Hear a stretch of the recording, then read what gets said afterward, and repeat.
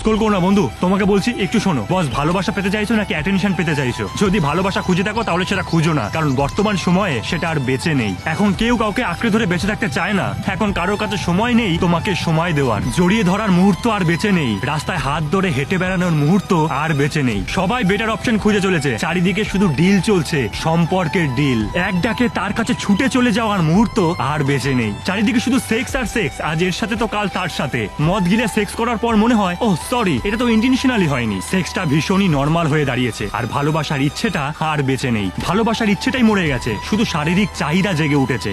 এর অন্যতম কারণ হলো এটা রিলসের যুগ। সবাই ছুটছে, শুধু স্ক্রোল করছে। কেউ ধীর স্থির নয়, শুধু নেক্সট আর নেক্সট। প্রতি সেকেন্ডে সবার মুড সুইং হচ্ছে। একটু সময় নিয়ে কেউ কারোর কথা শুনতে চায় না, শুধু পার্সোনাল স্পেস চাই সবার। বস, একটু থামো, একটু শান্ত হও। এত বেটার খুঁজতে হবে না, একটু তাকাও তার দিকে, একটু সময় নিয়ে শোনো তার কথা। দেখবে থাকতে ইচ্ছে হবে, তাকে ভালোবাসতে ইচ্ছে হবে। তোমরা যদি আমার সাথে একমত হও তাহলে আমাকে কমেন্ট করে জানাও।